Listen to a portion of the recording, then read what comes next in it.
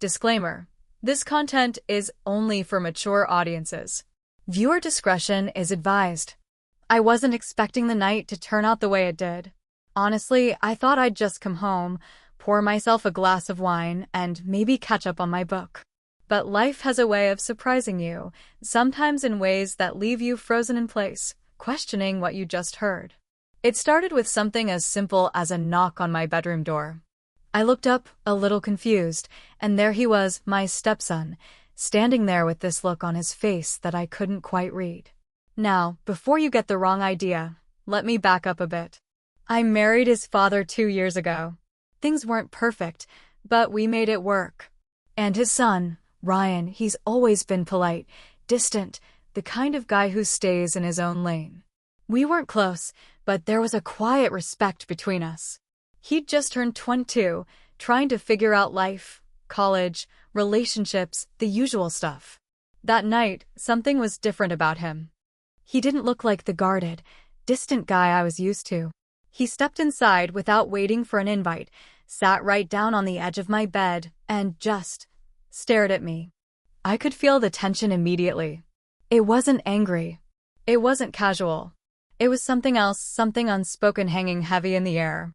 "I need to say something," he said quietly.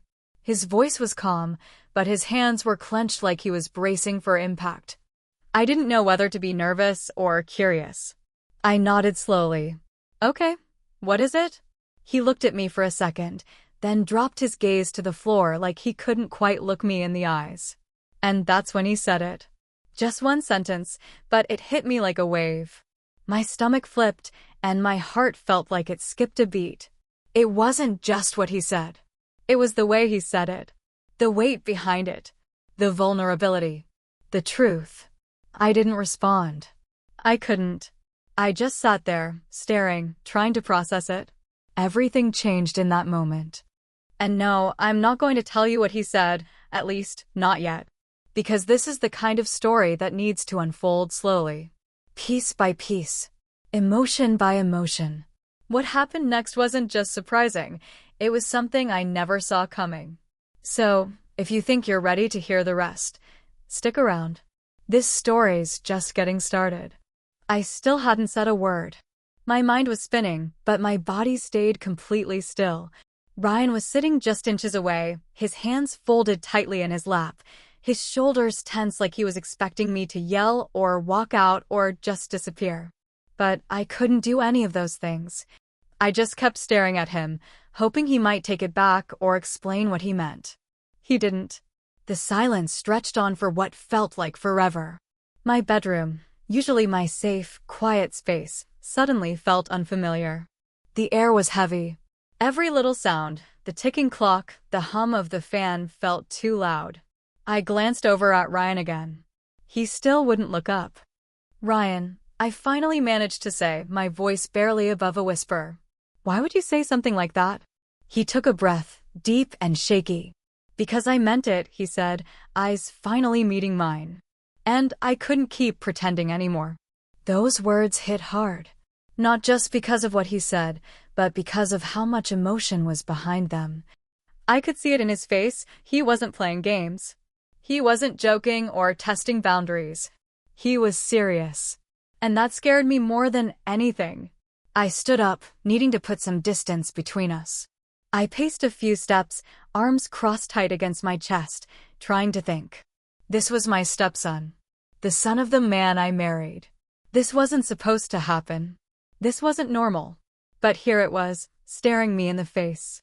"We've never even been close," I said, not accusing, just confused. "You barely talk to me half the time." He stood up too, still keeping a few feet between us. "I know. I didn't know how to talk to you. I didn't think I should. But that didn't stop me from feeling it." I turned away from him, not because I was angry, but because I didn't know what to do with the weight of what he'd just dropped on me.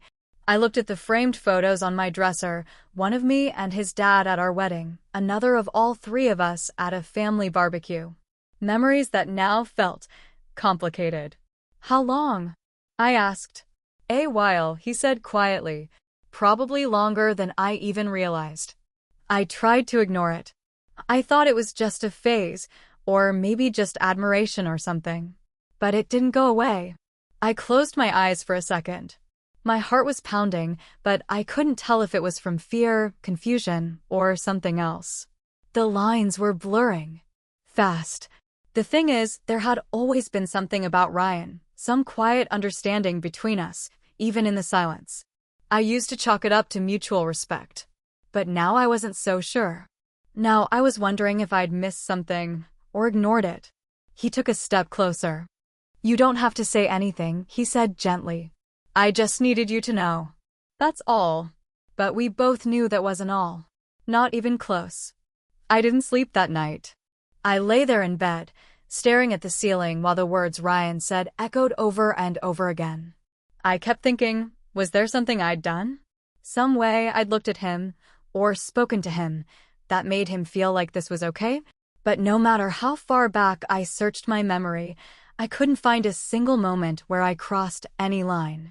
And yet, something had shifted between us, quietly, slowly, until it showed up full force on my bed that night. The next morning, the house felt different. The silence between the walls wasn't the usual kind. It was the heavy, watchful kind, like the air itself knew something unspoken had passed. Ryan didn't come down for breakfast. I didn't go looking for him either. I needed space. I needed to think. Later that afternoon, I found myself in the kitchen with my sister on speakerphone. I didn't tell her exactly what happened. I couldn't. But I tried to talk around it, throwing in vague phrases like boundary issues and unexpected conversations. She immediately assumed it had something to do with my husband. I let her believe that. "You sure you're okay?" she asked. "You don't sound like yourself." "I'm just tired," I said, not lying, but not telling the truth either. It wasn't just that Ryan had said what he said. It was the way it cracked something open in me. Something I didn't want to look at too closely. I kept thinking back to our small interactions, passing each other in the hallway, bumping into each other in the kitchen late at night. I remembered the time he helped me fix the back gate, how close he stood, how carefully he listened. I hadn't thought anything of it then, but now, in the rear view, it all looked different. That night, I found a note under my bedroom door, folded neatly, my name written in his handwriting. I hesitated before opening it. Inside, just a few lines. "I didn't say it to make you uncomfortable. I just needed you to know how I felt. I promise I won't cross any lines. Please don't hate me for being honest." I read it twice, then tucked it into my nightstand without knowing why. There was still so much I didn't understand about him, about what this meant, about what I was supposed to feel. I wasn't scared of him. I wasn't even angry. But I was confused, and that might have been worse. Meanwhile, things with his father were getting tense, but for reasons totally unrelated. Lately, he'd been distant, distracted, working late, forgetting things, snapping at small stuff. We hadn't been intimate in months. Part of me wondered if he sensed something. Or maybe he just wasn't present anymore. Either way, it made the situation with Ryan even harder to navigate. Because in the quiet corners of my mind, a thought kept creeping in, a question I didn't want to answer. What if I wasn't as unaffected as I claimed to be? The next few days felt like walking a tightrope. I kept everything on the surface, light conversations, forced smiles, keeping my distance when Ryan was in the room. But under all of it, my thoughts were a mess. I couldn't shake the look in his eyes that night, the weight behind his words. And I couldn't stop thinking about that note in my nightstand drawer. Every time I opened it for something, I'd see the corner of that folded paper, like it was daring me to read it again. Ryan, for his part, kept his word. He didn't bring it up. He acted normal, too normal, maybe. He was polite, quiet, respectful. But something had changed. There was a tension in the way he carried himself, like he was constantly holding back. I could feel it. I think he knew I could feel it too. Meanwhile, things with his dad were falling apart fast. He barely came home, and when he did, he stayed glued to his phone or laptop. We fought over small things, what to order for dinner, whether or not we should go to his sister's birthday party. But the truth was, neither of us wanted to say what we were really feeling. The marriage was cracking, and we were both pretending it wasn't. Then came the night of the storm. It started with thunder in the distance, the kind that rumbles low and rolls through the walls. I was in the kitchen washing dishes when the rain started tapping against the window. Ryan walked in just as I turned off the faucet. Our eyes met for a second too long. Neither of us said anything. "I'll close the windows upstairs," he said quietly, and I nodded. A few minutes later, I heard him call out. Something in his voice made me pause. It wasn't panic, but it wasn't casual either. I climbed the stairs and found him in the hallway, standing outside my bedroom door. "Your window's stuck," he said. "I can't get it all the way down." I followed him in. The wind had blown the curtains sideways, and rain was splattering onto the floor. I went to help him push it shut, both of us tugging at it together. It finally gave with a loud snap, and for a second, we were just standing there, shoulder to shoulder, both a little out of breath. And then the power went out. Just like that, everything went dark. The sound of rain got louder, more present. The only light was the occasional flash of lightning outside. I felt him still beside me, close. Too close. Neither of us moved. Neither of us said a word. It was like time froze, like the whole world paused in that single moment. My heart was pounding, and I knew his was too. I could feel the tension in the air. It wasn't just from the storm. Something was about to break. The silence in that room during the blackout felt like it lasted hours, even though it was just a few seconds. My breathing was shallow, my thoughts scattered. I could feel the heat rising in my chest, not just from the storm, but from everything unspoken between us. Then, just as I was about to step away, just as I thought I'd broken the moment, my phone lit up on the nightstand. A text.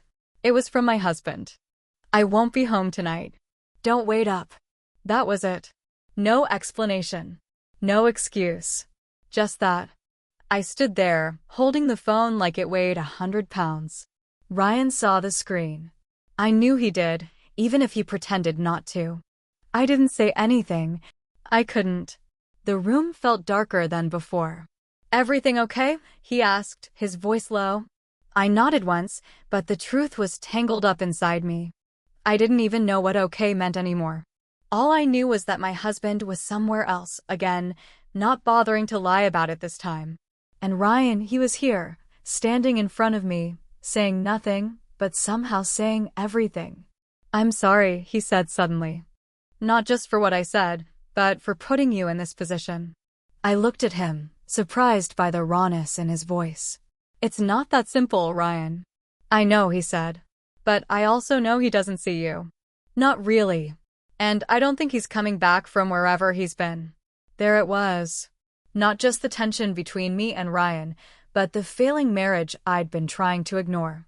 And hearing him say it out loud made it real in a way I hadn't been ready for. But then came the second twist. Just as I reached for a candle in the drawer, trying to shake the weight of the moment, Ryan's phone buzzed on the dresser behind him. He picked it up, looked at it, then froze. His face changed instantly. Whatever vulnerability he had just shown vanished. He held the phone for a second, then turned it so I could see the screen. It was a message. From his father. "Don't say anything to her. I'll handle it when I get back." My stomach dropped. "Why would he send you that?" I asked, my voice sharp. "I don't know," Ryan said, but his voice was tight now. "What does he mean, handle it?" We both stood there, looking at each other, knowing this just got more complicated than either of us expected. My husband knew something. Maybe he'd been watching us closer than I realized. Maybe this wasn't just distance. Maybe it was suspicion. Or something worse. I suddenly felt exposed, like all the walls around me were see-through. That text changed everything. Not just between me and Ryan, but the whole dynamic in the house. What did my husband know? What had he seen? And what exactly was he planning to do when he got back? The storm outside was nothing compared to the one that was coming. The wind outside rattled the windows, but it was nothing compared to what was building between us. I stared at Ryan, then back at the message on his phone. My husband's words weren't vague, they were deliberate. And the more I thought about them, the more I realized he might have known about Ryan's feelings long before I did. I felt sick. Not just because of the betrayal, but because of the control, how quiet he'd been, how cold. I started to wonder if every late night, every distant look, every silence at the dinner table had been part of something else. Maybe he wasn't just pulling away. Maybe he'd been watching, waiting, planning. I think he knows more than he's saying, I whispered. Ryan was pacing now, fists clenched. You think he saw something? Heard something? I didn't answer. I couldn't. Because deep down, I knew there were moments. Glances. Close calls. Nothing physical, nothing wrong, but emotionally, there were cracks. And maybe my husband saw the pieces shifting before I did. Then we heard the front door open. No warning. No headlights in the driveway. Just the sound of a key, the creak of the hinges, and the soft but heavy footsteps coming up the stairs. The power was still out. There was no light. Just the storm, the silence, and the tension thick enough to choke on. Ryan stepped forward instinctively, putting himself between me and the door. I could feel the air in the room shift, colder now. The kind of cold that seeps into your bones, not from weather, but from fear. My husband walked in slowly. No expression. Just that same calm stare he always had when he was trying to control a room. I told you I'd handle it, he said, his voice low. I stepped out from behind Ryan. Handle what? He didn't answer at first. He looked at both of us, then down at the phones in our hands. I wanted to see how far it would go, he said. How long before one of you crossed the line? It felt like a trap. Like we'd been living in a game we didn't know we were playing. I haven't done anything wrong, I said. Not yet, he replied. But you would have. Eventually. Ryan moved closer to me, as if to stand his ground. My husband noticed. He laughed quietly, but there was no humor in it. I've been watching the cameras, he said. All of them. That hit like a slap. I had no idea there were cameras in the house. Not in my bedroom. Not anywhere private. Or at least, that's what I believed. The shock on Ryan's face told me he didn't know either. You were spying on us? I said, my voice rising. I was protecting what's mine, he said. Or trying to. And just like that, everything we'd built, all the trust, all the years, it cracked apart. He turned and walked out without another word. But here's the twist. When the power finally came back, I checked the house system. There were no recordings. No hidden files. Nothing. Either he'd deleted everything, or he'd lied to scare us. And that scared me more than anything else. After that night, nothing felt the same. Not the house, not the air between us, not even the silence. We didn't speak much the next day. My husband left early in the morning without saying goodbye. Just a door shutting quietly behind him, like he didn't want to be part of the mess he helped create. I don't know if he'd ever really planned to confront us, or if that whole performance was just to scare us into guilt and distance. Either way, it worked. I found myself walking through the house differently, second-guessing every moment, every memory. Ryan kept his space, like he knew we both needed time. But when we did talk, it wasn't about what happened. It was about everything else, how we ended up here, the pieces that had been falling apart long before that stormy night.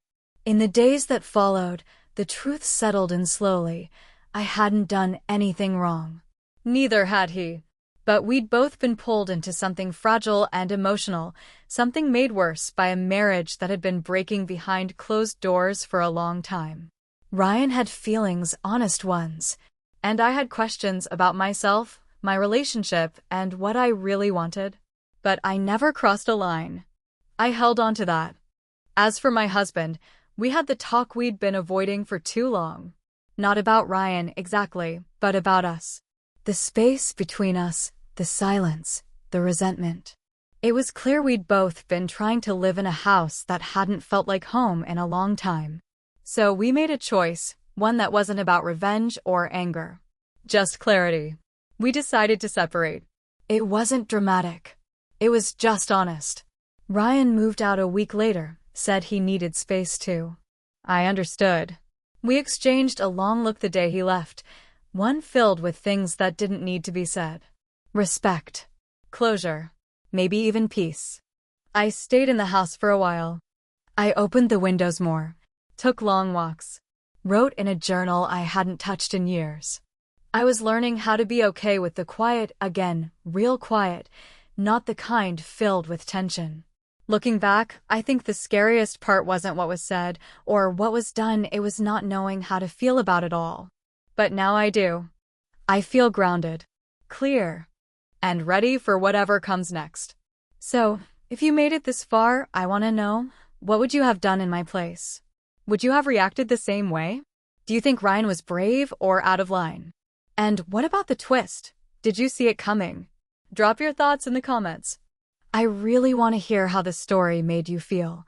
And if you think there should be a sequel, let me know. There's still more I could share.